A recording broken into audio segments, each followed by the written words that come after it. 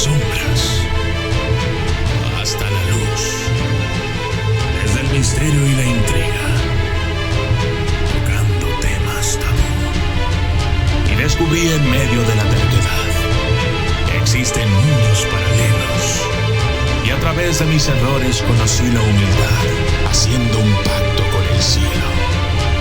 Yo soy el documentalista. Antes de enseñarles la tarea de tirar el arado, Armenio nombraba a sus bueyes de alguna manera para poder gobernarlos sin confusión, pero dadas las circunstancias, a dos de ellos tuvo que acabar nombrándolos Peligro y Confianza, como medida de precaución. El problema consistía en que el buey llamado Peligro, a pesar de su eficiencia y del mucho tiempo que llevaba en su tarea, al final del día, cuando Armenio lo desenyugaba, casi siempre saltaba las cercas de los potreros colindantes y se iba a pelear con otros bueyes, a los que empujaba hacia los precipicios. Los vecinos decían que el buey Peligro era un mal necesario, porque solo gracias a los fornidos toros que se desnucaban por culpa de sus ataques podrían comer carne algún día. Dado que Armenio, como estaba obligado a pagarlos, la vendía a buen precio, solo para recuperar su dinero. Peligro era un buey del que hasta el propio Armenio se cuidaba. No era raro que hombres, mujeres y niños sufrieran pesadillas en las que eran tenazmente perseguidos por el toro Peligro. Nadie daba un paso sin pensar en él, ni osaba pasar por los caminos que éste frecuentaba, en previsión de no ser una de sus víctimas el día menos esperado. En cambio, el buey Confianza, criado entre la gente como cualquiera de sus hijos, era tan manso que su mayor placer consistía en que los niños le acariciaran sus grandes e inofensivos cuernos y se subieran sobre su lomo para hacerlo trotar por la extensa llanura. Todo el mundo quería disfrutar del tranquilo buey Confianza. Una mañana, los vecinos empezaron a echar de menos el resonar del látigo y gritos de Armenio a sus bueyes. Solo se oían los insistentes ladridos de Canguro, su perro, en una ladera cercana. Dos de los vecinos, muy pensativos, acudieron al lugar, orientados por los ladridos, y de repente se toparon con el cadáver de Armenio.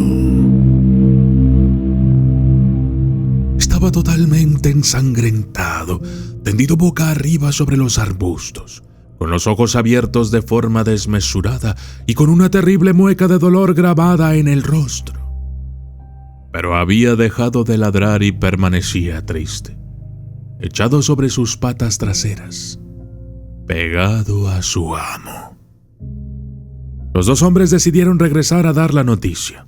En pocos minutos, consternados, hombres y mujeres de toda la comarca se reunieron y, sin albergar la menor duda, armados de hachas y machetes, salieron a buscar por todas partes al malvado buey Peligro para vengar la muerte de aquel buen hombre.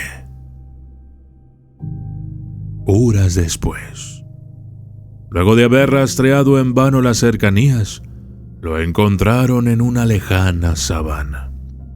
Estaba echado a la sombra de un árbol, rumiando despreocupado y rodeado de garzas. No le dieron opción ni a que se levantara.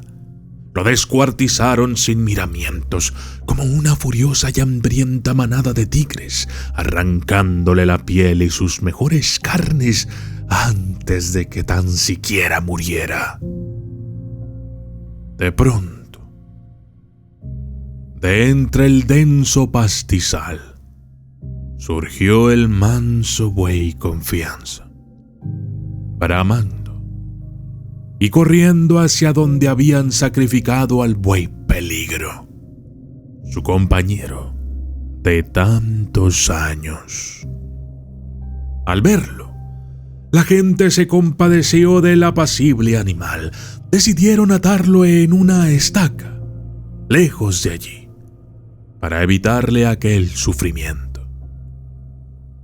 Pero, de repente, reaccionaron con sorpresa, espanto y arrepentimiento cuando descubrieron que el buey Confianza, aparte de la sangre que cubría sus cuernos, tenía colgado de estos pedazos de la camisa de Armenio.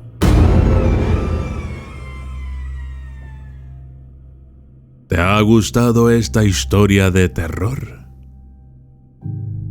Pues te invito a que vayas a mi nuevo canal exclusivo de historias de terror, Aterradormente.